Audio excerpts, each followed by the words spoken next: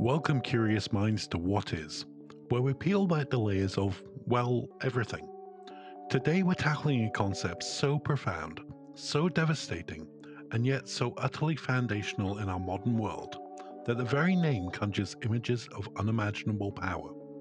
We are talking, of course, about the nuclear weapon. What is a nuclear weapon? At its core, it's not just a bigger bomb. Oh no, it's a fundamental re-understanding of bigger. Imagine the biggest conventional bomb you know, perhaps the GBU-43/B, Massive Ordnance Air Blast, affectionately known as the mother of all bombs.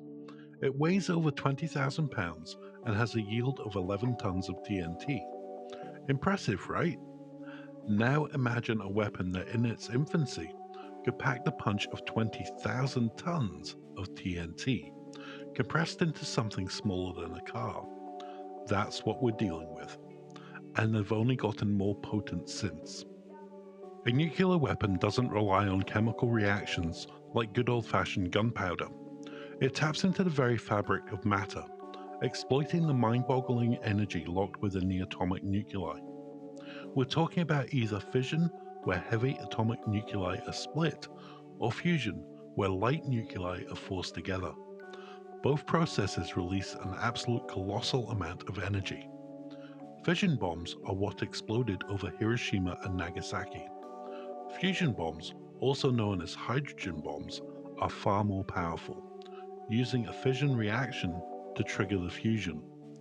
It's like using a tiny conventional bomb to set off a slightly larger fission bomb that then ignites an even larger fusion reaction. It's a nested doll of pure, unadulterated destructive force, not your grandpa's TNT indeed. So where did this terrifying brainchild even come from? The story begins not in a bunker, but in the hallowed halls of academia, among brilliant, often eccentric physicists at the dawn of the 20th century. Einstein, Lise Meitner, Otto Hahn, Frédéric and Irene Joliot Curie. They were all busy unraveling the secrets of the atom. In 1938, the discovery of nuclear fission by Hahn and Strassmann in Germany was the crucial unlock. It was a theoretical marvel, but then a chilling realization dawned. If you could split an atom, and that splitting released other particles that could split more atoms, you could create a self-sustaining chain reaction. And a lot of energy. World War II provided the grim impetus that turned theoretical physics into terrifying reality. The fear was palpable. What if Nazi Germany, with its formidable scientific capabilities, developed such a weapon first? This existential dread galvanized the Allied powers. In 1939, a letter famously signed by Albert Einstein, though largely drafted by Leo Szilard, was sent to President Franklin D. Roosevelt, warning him of the possibility of extremely powerful bombs of a new type. This letter, along with growing intelligence, set in motion one of the most ambitious, secretive, and ethically fraught scientific endeavors in human history, the Manhattan Project. Suddenly, hundreds of thousands of people, scientists, engineers, factory workers, security personnel, were all swept into a vast, sprawling operation across the United States. Its scale was mind-boggling, its secrecy absolute. Imagine a city-sized, top-secret project dotted across remote deserts and inaccessible valleys, populated by some of the greatest scientific minds of the era, all working on a single, terrifying goal. Oppenheimer, Groves, Fermi, Teller, Feynman, a veritable who's who of physics, all under immense pressure. It was like a highly intellectual, incredibly high-stakes reality show if the grand prize was global annihilation. What could possibly go wrong? And then came the moment. July 16th, 1945. Jordana del Muerto Desert, New Mexico. The Trinity Test.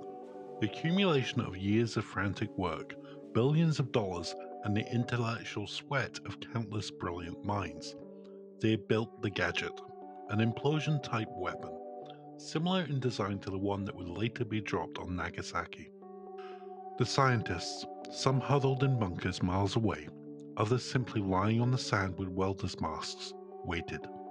The countdown began, and then at 5:29 and 45 seconds AM local time, the world changed. There was no sound at first, just an impossibly brilliant flash, brighter than 1,000 suns, illuminating the pre-dawn sky with an otherworldly glow. Then a titanic fireball erupted, expanding rapidly, scorching the desert floor into a glassy green substance now known as trinitite. Oppenheimer famously recalled the words from the Bhagavad Gita, "Now I have become death, the destroyer of worlds." Others described it as both terrifying and awe-inspiring, a primal force unleashed. The shockwave, when it finally arrived minutes later, was a visceral thump that reverberated through the very bones of the observers. It shattered windows 120 miles away. Scientists have made bets on the yield, some predicting a paltry few kilotons. The actual yield? Around 20 kilotons. Oops. A bit more bang than they expected. It was an unequivocal success, a terrifying testament to human ingenuity. And with that success, the world was altered. Less than a month later, that terrifying success moved from the desert testing grounds to the urban centers of the world at war. On August 6, 1945, the B-29 bomber Enola Gay dropped Little Boy, a uranium gun-type fission weapon, on the city of Hiroshima, Japan. 3 days later, on August 9th, Fat Man, a plutonium implosion-type weapon, fell on Nagasaki. The immediate effects were catastrophic. Tens of thousands of people vanished in an instant. Buildings were flattened, concrete turned to dust. A searing thermal flash caused instant horrific burns to anyone exposed.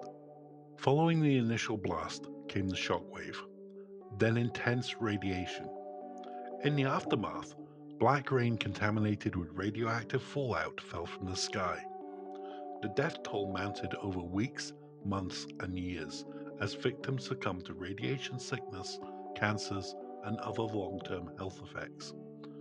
The cities were reduced to rubble, and the survivors, known as hibakusha, carried physical and psychological scars that would last a lifetime. These events remain the only instances of nuclear weapons being used in warfare. Their deployment remains one of the most debated decisions in history. Proponents argue they hastens Japan's to surrender, saving countless lives that would have been lost in a prolonged invasion. Critics contend that Japan was already on the verge of surrender, and that the bombings were a disproportionate act of terror, a horrifying demonstration of power. Regardless of the ethical arguments, one thing was clear: the very nature of warfare had fundamentally changed.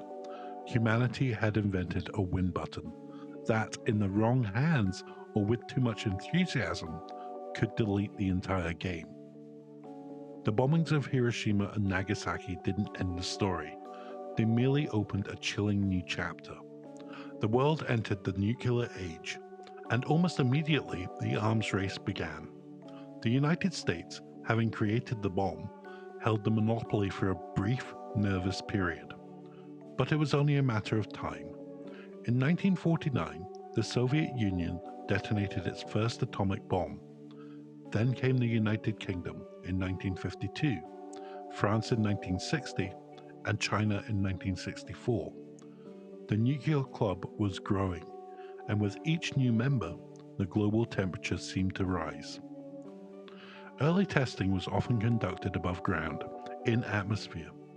Bikini Atoll became practically synonymous with nuclear tests, a paradisical island chain repeatedly obliterated by mushroom clouds. Nevada test site saw countless detonations. These atmospheric tests, while dramatic, had a terrifying side effect: radioactive fallout. Invisible, odorless, and deadly. This fallout drifted across continents, contaminating air, soil, and water.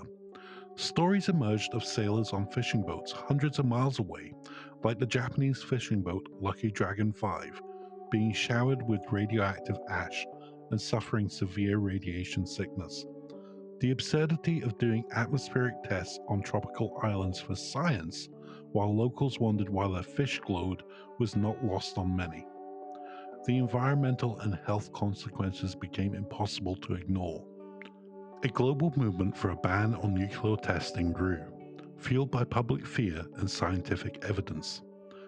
This pressure led to the Partial Test Ban Treaty in 1963, prohibiting nuclear weapons tests in the atmosphere, outer space, and underwater. Underground testing, shielded from immediate public view and theoretically contained, was still permitted. It was a step forward, but the testing continued, just out of sight.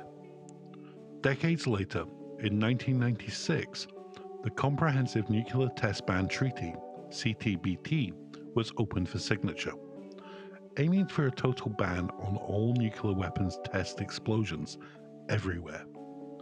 While it hasn't entered into force because key nations haven't ratified it, it remains a powerful international norm. But the ghost of atmospheric tests still haunt us, a stark reminder of humanity's past flirtations with uncontrolled invisible destruction. And then we get to the Cold War, a period defined by proxy wars, espionage, and the omnipresent shadow of total annihilation. This era gave us one of history's most terrifying logical doctrines: mutually assured destruction, or MAD. MAD isn't about winning a nuclear war, it's about making sure no one starts one. The premise is brutally simple. If one side launches a nuclear attack, the other side will retaliate with such overwhelming force that both the aggressor and victim will be utterly destroyed. It requires a second strike capability, meaning you must be able to absorb the first strike and still launch your own devastating counterattack. This was achieved through vast arsenals of intercontinental ballistic missiles, ICBMs, in hardened silos, submarine-launched ballistic missiles, SLBMs, hidden underneath the waves, and strategic bombers kept in constant alert. It's the ultimate, I'll scratch your eyes out if you scratch mine, playground logic, scaled up for global annihilation. The paradox of MAD is that it creates stability through sheer terror. For decades, the US and the Soviet Union stared each other down, knowing that to blink, to initiate, would mean the end of civilization as we knew it. The Cuban Missile Crisis in 1962 brought the world to the brink of that very abyss. For 13 harrowing days, the US and Soviet Union, armed to the teeth, engaged in a terrifying standoff over Soviet nuclear missile deployment in Cuba. It was the closest humanity has ever come to full-scale nuclear war. The global equivalent of two bullies with bazookas pointing them at each other, trying to decide who blinks first. The idea of winning a nuclear war became a grim joke. The only winner would be the cockroaches. So where are we now? In a slightly less cold, but still decidedly chilly nuclear age. The original nuclear club, the United States, Russia inheriting the Soviet Union's arsenal, the United Kingdom, France and Russia are still the dominant players, often referred to as the P5, or the 5 permanent members of the UN Security Council. These nations are also recognized as nuclear weapons states under the Treaty on the Non-Proliferation of Nuclear Weapons, or the NPT. But the club has expanded. India and Pakistan, geopolitical rivals, both developed and publicly tested nuclear weapons in 1998, raising fears of a regional nuclear conflict. North Korea, a notoriously unpredictable and isolated state, conducted its first nuclear test in 2006 and has continued to develop its arsenal, frequently rattling sabers with provocative missile tests. Israel is also widely believed to possess nuclear weapons, though it maintains a policy of nuclear ambiguity, neither confirming or denying its capabilities. It's the global equivalent of everyone having a bazooka, but only some people are allowed to play with them. And even then, some are playing with them loudly. The NPT, signed by most nations, aims to prevent the spread of nuclear weapons while simultaneously encouraging disarmament among existing nuclear powers. It's a delicate balance, and one that's constantly under strain. The threat of non-state actors acquiring nuclear materials or rogue states developing their own programs remains a significant concern. The irony, of course, is the attempt to prevent proliferation while the existing nuclear powers maintain and even modernize their own arsenals, which sometimes feels like trying to stop everyone else from having cake when you've already eaten yours. And what of the future? Can humanity ever truly uninvent the nuclear weapon? The genie is out of the bottle, and there's no putting it back in. The knowledge exists, etched into our collective scientific consciousness. The path forward is fraught with challenges. There's a constant tension between disarmament efforts and the modernization of existing arsenals. Some argue that nuclear weapons are an essential deterrent, preventing large-scale conventional wars between major powers. Others see them as an ongoing existential threat, susceptible to accidental launch, cyber attacks, or the actions of a single, unhinged individual. The development of smaller, more usable tactical nuclear weapons further blurs the lines, raising the terrifying prospect of their limited deployment. Will the future bring a world free from nuclear weapons, or will we continue to live under their shadow, relying on the fragile logic of MAD and the good intentions of those who control them? Humanity's incredible ability to invent something catastrophic and then spend decades trying to figure out how to put the genie back in the bottle is a testament to our perplexing nature.